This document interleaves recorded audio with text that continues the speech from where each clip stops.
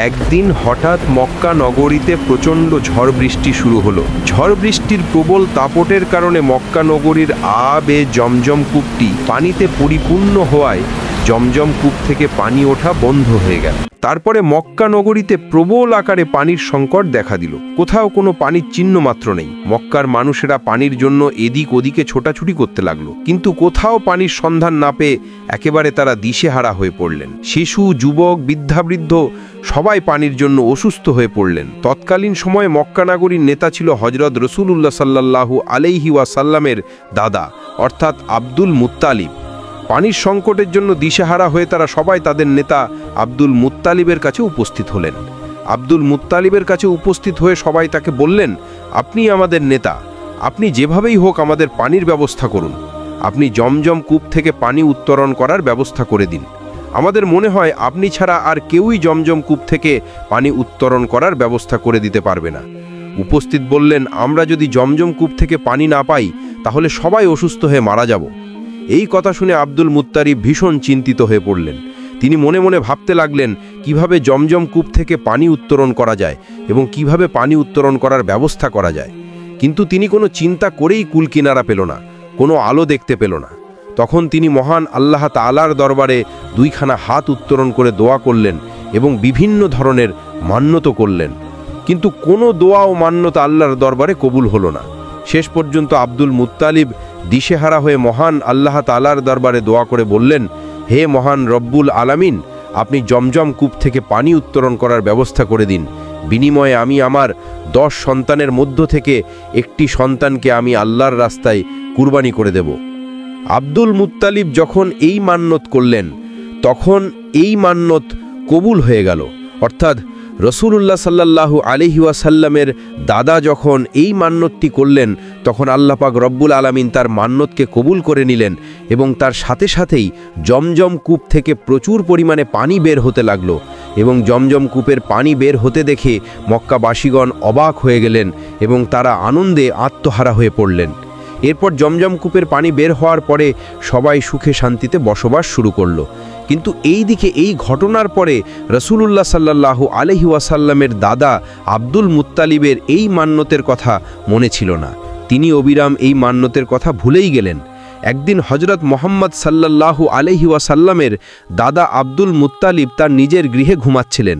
তিনি স্বপ্নে দেখলেন মহান আল্লাহ তাআলা আব্দুল মুত্তালিবকে বলছেন, হে আব্দুল মুত্তালিব, তুমি কি ভুলে গেলে তুমি কি মান্যত করেছিলে?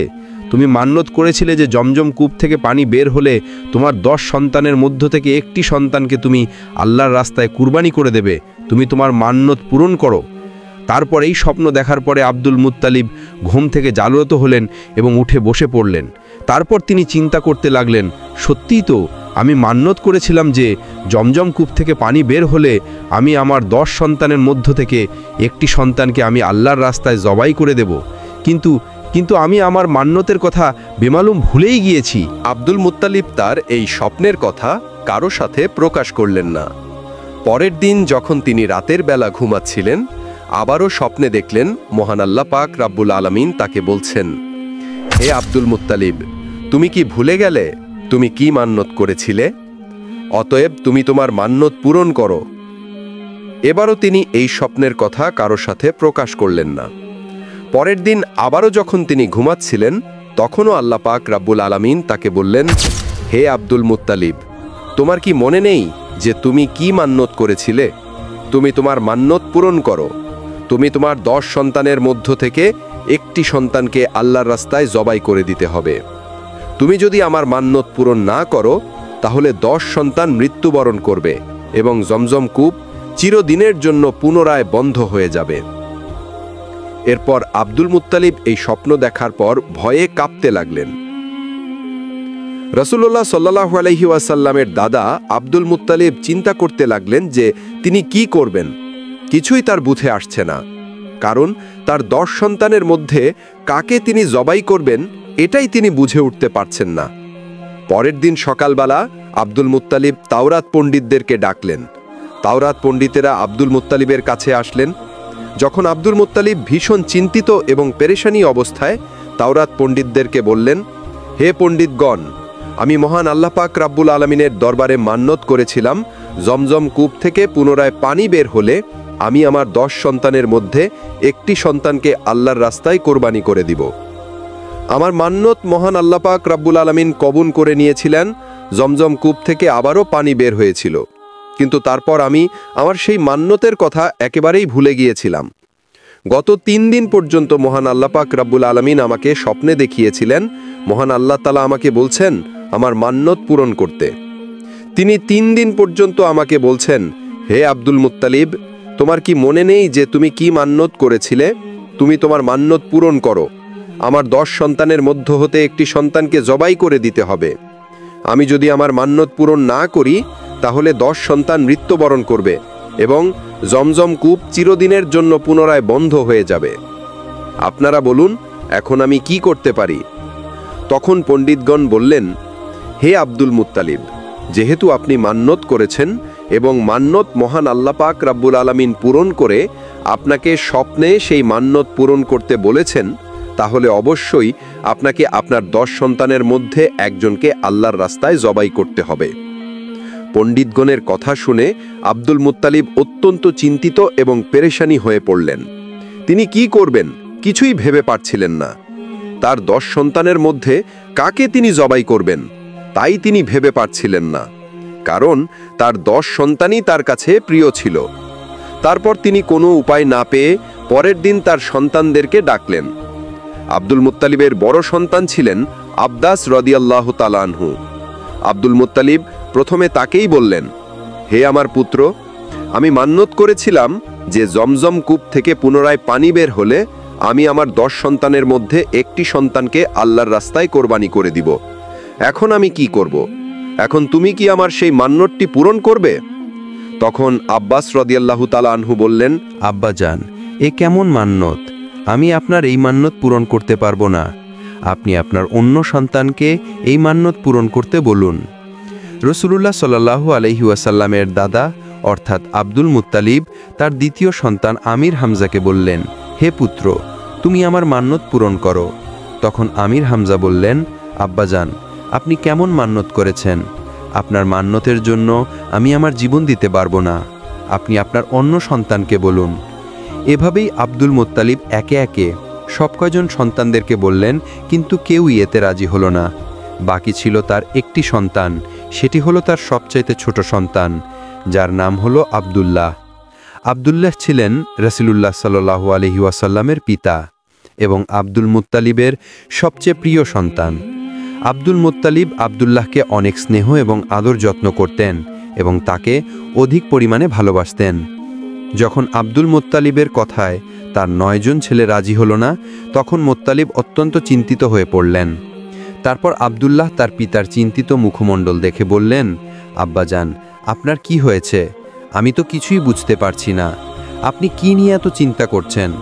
তখন আব্দুল মুত্তালিব তার সবচাইতে ছোট পুত্র রাসূলুল্লাহ সাল্লাল্লাহু আলাইহি ওয়াসাল্লামের পিতা আব্দুল্লাহকে বললেন, হে প্রিয় সন্তান আব্দুল্লাহ, আমি মান্যত করেছিলাম জমজম কূপ থেকে পুনরায় পানি বের হলে আমি আমার 10টি সন্তানের মধ্যে একটি সন্তানকে আল্লাহর রাস্তায় জবাই করে দিব, কিন্তু 10টি সন্তানের মধ্যে হতে কেউই আমার এই মান্যত পূরণ করার জন্য রাজি হলো না। এবং আল্লাহ পাক রব্বুল আলামিন বলেছেন, হে আব্দুল মুত্তালিব, তুমি যদি তোমার 10টি সন্তানের মধ্যে হতে একটি সন্তানকে আল্লাহর রাস্তায় জবাই না করো, তাহলে তোমার 10টি সন্তান মৃত্যুবরণ করবে এবং পবিত্র জমজম কূপের পানি পুনরায় বন্ধ হয়ে যাবে, এমনকি চিরদিনের জন্য সেই পানি ওঠা বন্ধ হয়ে যাবে। এখন আমি কি করব? তখন ছোট পুত্র আব্দুল্লাহ বলেন, আব্বাজান, আপনি কোনো চিন্তা করবেন না। আব্বাজান, আমাকে আপনি আল্লাহর রাস্তায় জবাই করে আপনার মান্যত পূরণ করুন। আব্দুল মুত্তালিব তার ছোট পুত্র আব্দুল্লাহের কথাগুলো শুনে খুবই খুশি হলেন, কিন্তু অন্যদিকে অত্যন্ত দুঃখ পেলেন। তার কারণ ছিল আব্দুল মুত্তালিবের অত্যন্ত প্রিয় সন্তান ছিল তার ছোট পুত্র আব্দুল্লাহ। প্রিয় সন্তান হারানোর ব্যথা তার হৃদয়ে বইতে লাগল, কিন্তু ছোট পুত্র আব্দুল্লাহকে জবাই না করা আব্দুল মুত্তালিবের আর কোনো উপায় ছিল না, কারণ আব্দুল্লাহকে জবাই না করলে তার 10 সন্তানকে হারাতে হবে এবং পবিত্র জমজম কূপের পানি পুনরায় বন্ধ হয়ে যাবে। এ কারণে হয়তোবা সকল মক্কাবাসীগণ পানির অভাবে মৃত্যুবরণ করবে। তারপর আব্দুল মুত্তালিব তার ছোট পুত্র আব্দুল্লাহকে নিয়ে কাবার উদ্দেশ্যে রওনা হয়ে গেলেন। কিছুক্ষণ পর তারা কাবার চত্বরে উপস্থিত হলেন। সেখানে সকল মক্কাবাসীগণ উপস্থিত হলেন। এদিকে আব্দুল্লাহকে জবাই করার খবর পেয়ে মক্কার অন্যান্য নারী পুরুষ সবাই সেখানে উপস্থিত হলেন। সেখানে যে সকল নারীরা উপস্থিত ছিল তার মধ্যে একজন ছিলেন ওয়ারাকা বিন নওফেলের কন্যা মারিয়াম। ওয়ারাকা বিন নওফেল ছিলেন তৎকালীন তাওরাত কিতাবের পণ্ডিত। তার কন্যা ছিল মরিয়াম। মরিয়ামও তাওরাত কিতাবের খুবই পারদর্শী ছিলেন। তিনি জানতেন তাওরাত গ্রন্থে লেখা ছিল এই আব্দুল্লাহের ওরসেই জন্ম নেবে আখেরি নবী মাহবুবে আলম, আল্লাহর প্রিয় হাবিব হজরত মুহাম্মদ সাল্লাল্লাহু আলাইহি ওয়াসাল্লাম। তাই তিনি আব্দুল্লাহকে জবাই করতে মানা করলেন। কোনো মতেই আব্দুল্লাহকে জবাই করতে দিতে চাইলেন না। তিনি আব্দুল মুত্তালিবকে বললেন, আব্দুল্লাহকে কোনো মতেই জবাই করা যাবে না, কারণ তাওরাত কিতাবে লিখিত আছে পবিত্র জমজম কূপের তাওরাত কিতাবে লিখিত আছে এই আব্দুল্লাহর ওরসেই জন্ম নেবে আখেরি নবী হজরত মুহাম্মদ সাল্লাল্লাহু আলাইহি ওয়াসাল্লাম এই পৃথিবীতে আগমন করবেন। তারপর রাসূলুল্লাহ সাল্লাল্লাহু আলাইহি ওয়াসাল্লামের দাদা আব্দুল মুত্তালিব মারিয়ামকে বললেন, আমি মান্যত করেছিলাম যে জমজম কূপ থেকে পানি পুনরায় উত্তোলন হলে আমি আমার 10 সন্তানের মধ্য থেকে একটি সন্তানকে আল্লাহর রাস্তায় জবাই করে দিব। সেই অনুযায়ী এখন যদি 10 সন্তানের মধ্য থেকে একটি সন্তানকে জবাই না করি, তাহলে আমার 10 সন্তানকে মৃত্যুবরণ করতেই হবে এবং জমজম কূপ থেকে আবারও পানি ওঠা বন্ধ হয়ে যাবে। তখন মরিয়ম বললেন, যাই হোক না কেন, আব্দুল্লাহকে কোনো মতেই জবাই করা যাবে না। বিনিময়ে এই মক্কা নগরীতে রক্তের বন্যা বয়ে যাবে, তবু আমরা আব্দুল্লাহকে জবাই করতে দিব না। মরিয়ম বললেন, প্রয়োজনে আপনি আপনার অন্য সন্তানের মধ্য থেকে যে কোনো একটি সন্তানকে জবাই করেন। মরিয়মের সঙ্গে সঙ্গে সকল মক্কাবাসীগণ বলে উঠল, আমরা কোনো মতেই আব্দুল্লাহকে জবাই করতে দিব না। অপরদিকে অন্যান্য মক্কাবাসীগণ বলল, আমরা যদি আব্দুল্লাহর চেহারা দেখে ব্যবসা বা সফর করি তাহলে আমাদের ব্যবসা ভালো হয়। হে আব্দুল মুত্তালিব, আপনার ছোট পুত্র আব্দুল্লাহকে আমরা কোনো মতেই জবাই করতে দিব না। তারপর আব্দুল মুত্তালিব কোনো উপায় দেখতে না পেয়ে শেষ পর্যন্ত তাওরাত পণ্ডিতের কাছে আবার চলে গেলেন এবং সমস্ত ঘটনাগুলি তাদেরকে খুলে বললেন। তখন তাওরাত পণ্ডিত তার প্রশ্ন শুনে বললেন, আপনি এখন গিয়ে লটারির ব্যবস্থা করুন। এই লটারিতে উটের নাম লিখুন এবং আপনার ছোট পুত্র আব্দুল্লাহর নাম লিখুন। এই লটারিতে যার নাম উঠবে তাকে আপনি আল্লাহর রাস্তায় জবাই করে দিবেন। তারপর সকল মক্কাবাসীর সামনে আব্দুল মুত্তালিব লটারির ব্যবস্থা করে দিলেন। সেখানে উটের নাম লেখা হলো এবং আব্দুল্লাহর নাম লেখা হলো এবং এই 2টি কাগজ তারা একটি পাত্রের ভিতরে দিয়ে দিল। যখন পাত্রের ভিতর থেকে কাগজটি তুলল তখন দেখা গেল আব্দুল্লাহর নাম উঠল।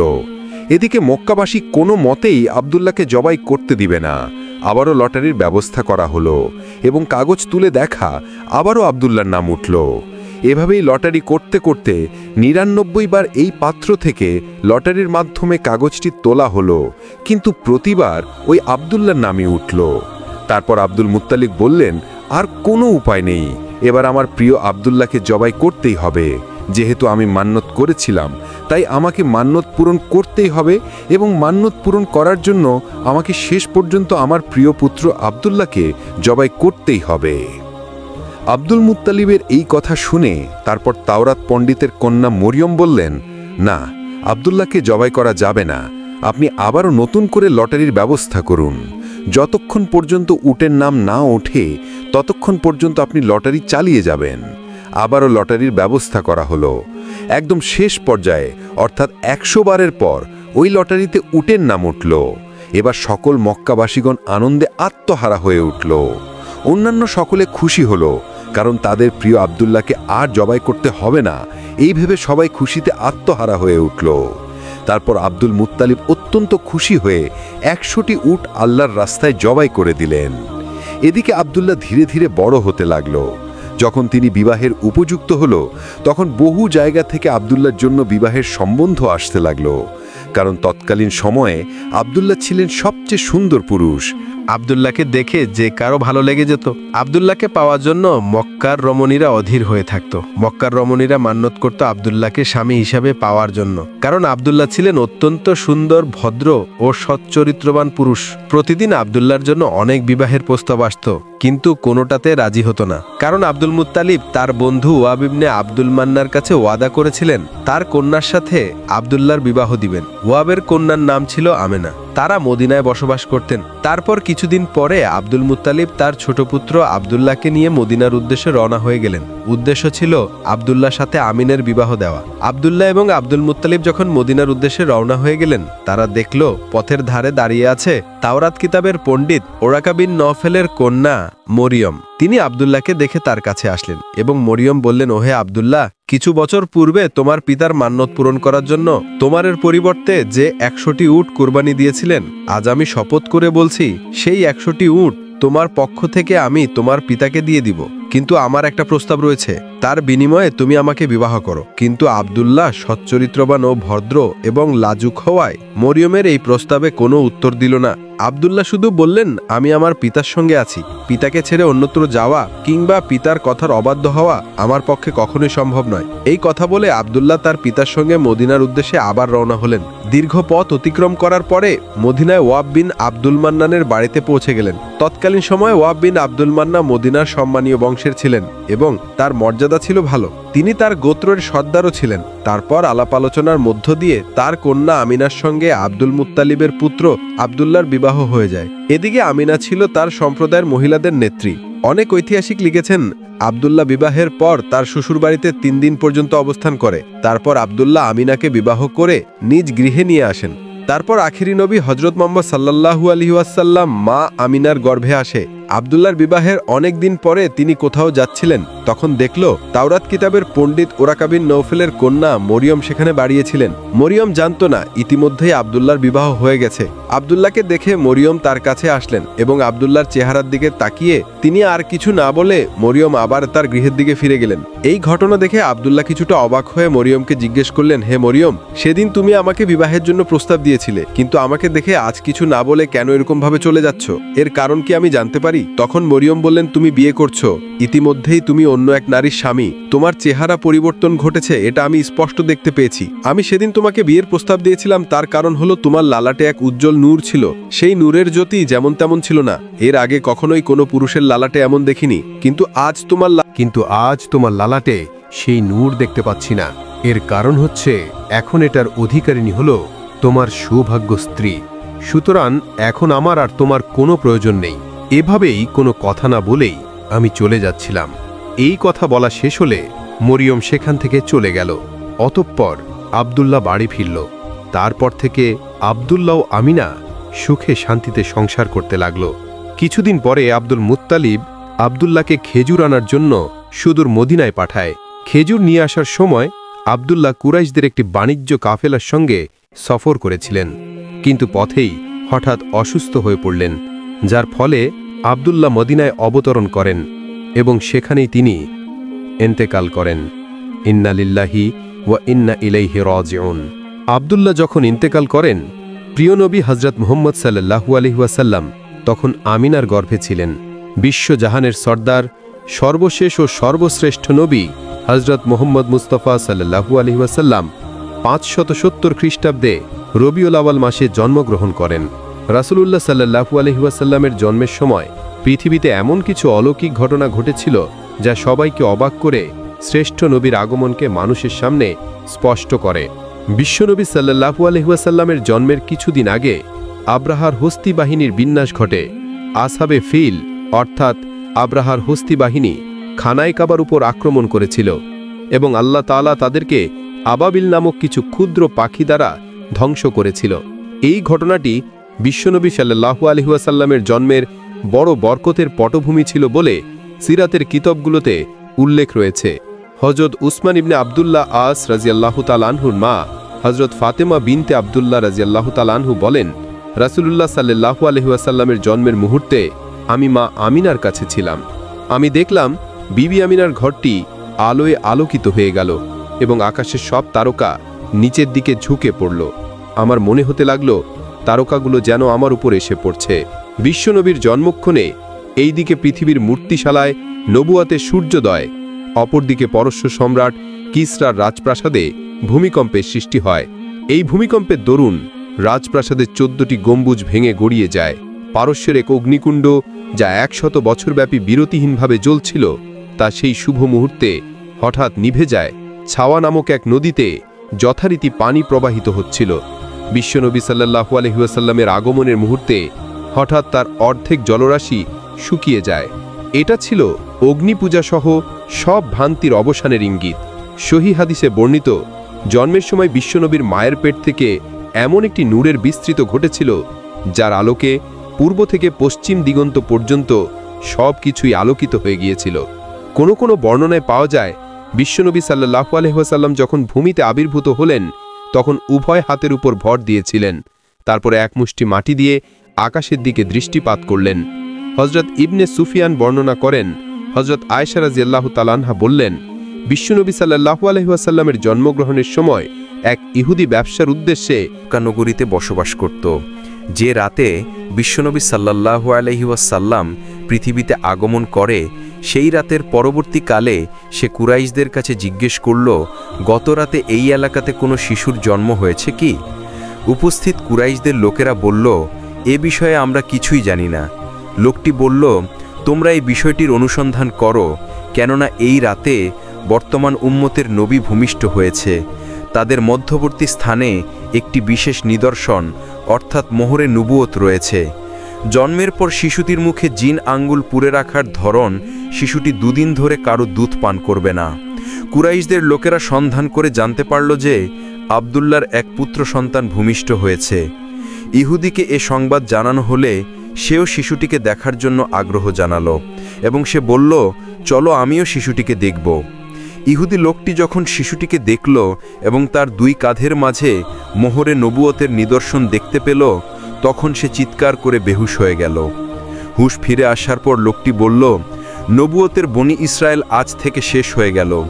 হে কুরাইশ সম্প্রদায়, ভবিষ্যতে এই শিশু তোমাদের প্রতি এমন এক আক্রমণ পরিচালনা করবে, যার সংবাদ পূর্ব থেকে পশ্চিম পর্যন্ত ছড়িয়ে পড়বে। এছাড়া আরও অনেক আশ্চর্যজনক ঘটনা সিরাতের পাতায় পাতায় কোনো অক্ষরে লেখা রয়েছে। আসুন আমরা বিশ্বনবীর চরিত্র লক্ষ্য করে আমাদের জীবন গড়ি, তাহলে এই পৃথিবী থেকে সমস্ত অন্ধকার দূরীভূত হয়ে আসবে। আল্লাহ পাক রাব্বুল আলামিন যেন আমাদের সকলকে প্রিয় নবী হযরত মুহাম্মদ সাল্লাল্লাহু আলাইহি ওয়াসাল্লাম এর দেখানো পথে চলার তৌফিক দান করেন। সকলে কমেন্ট বক্সে লিখুন, আমিন।